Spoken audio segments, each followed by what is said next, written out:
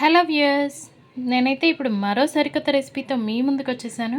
ఇప్పుడు నేను చేసేది ఏంటంటే కుట్టుపిండి. సో దానికోసం కావాల్సింది ఏంటి, ఒక ఆనియన్ కట్ చేసి పెట్టుకున్నాను, అలాగే 3-4 పచ్చిమిర్చి కట్ చేసి పెట్టుకున్నాను, అలాగే కొంచెం కరివేపాకు కడిగేసి వేసేసుకుంటాను. సో దీని ప్రాసెస్ ఏంటో ఇప్పుడు చూద్దాం. ముందుగా స్టవ్ వెలిగించి మూకుడైతే పెట్టేసుకున్నాను. సో దీంట్లో ఇంకొంచెం ఆయిల్ అయితే వేసుకుందాం మనము. చూడండి, ఇందులో ముందుగా జీలకర్ర,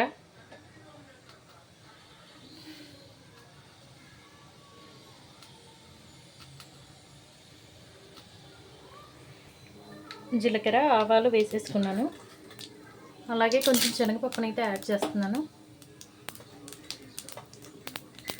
అలాగే కొన్ని పల్లీలు కూడా వేసుకున్నాను.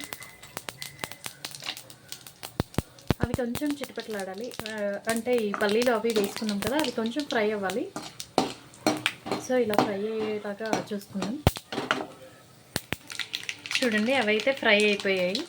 సో ఇప్పుడు నేను ముందుగా కట్ చేసి పెట్టుకున్న పచ్చిమిర్చి, కరివేపాకు ఇవన్నీ అయితే యాడ్ చేస్తున్నాను. సో చూడండి, అవైతే ఫ్రై అయిపోయాయి. ఆనియన్, పచ్చిమిర్చి, కరివేపాకు, అలాగే ముందుగా వేసుకున్న పోపు దినుసులు ఇవన్నీ కూడా ఫ్రై అయిపోయాయి. సో ఇప్పుడు తగినంత వాటర్ పోసేద్దాం.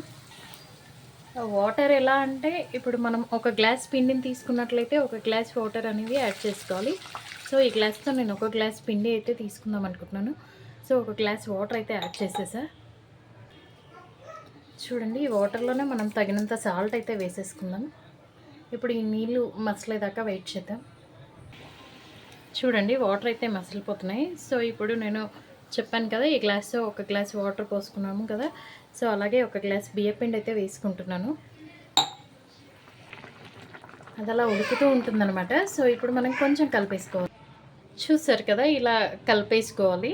ఇలా కలిపేసుకున్న తర్వాత దానిలో కొంచెం ఆయిల్ అయితే యాడ్ చేసుకుందాం.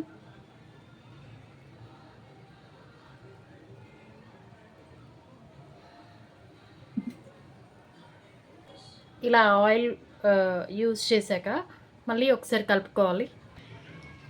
సో మళ్ళీ కలిపేసుకొని మనం ఒకసారి కొంచెం సేపు మూత పెట్టుకుందాము. ఇలా మూత పెట్టేసి స్టవ్ని అయితే సిమ్లో పెట్టేసి ఉంచుదాం కొంతసేపు. చూసారు కదా, ఒకసారి మూత తీసి చూసేసుకుందాం మనము.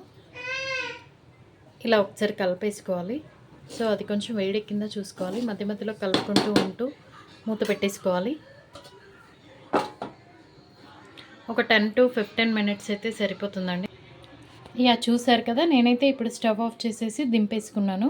ఇప్పుడు మనం దీన్ని సర్వ్ చేసుకుందాము.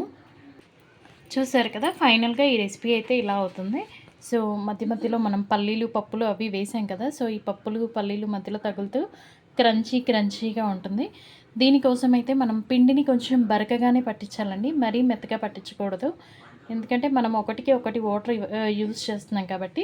సో కొంచెం బరకగా ఉంటే ఇలా పొడి పొడిగా వస్తుంది. చూడండి ఎంత పొడి పొడిగా ఉందో.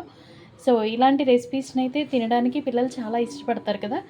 సో అందుకే ఇలాంటివి ఈజీగా అయిపోతాయి, చేయడం ఈజీ, పిల్లలకు కూడా బాగా నచ్చుతుంది. సో ఇలాంటివి అయితే మీరు కూడా ట్రై చేయండి.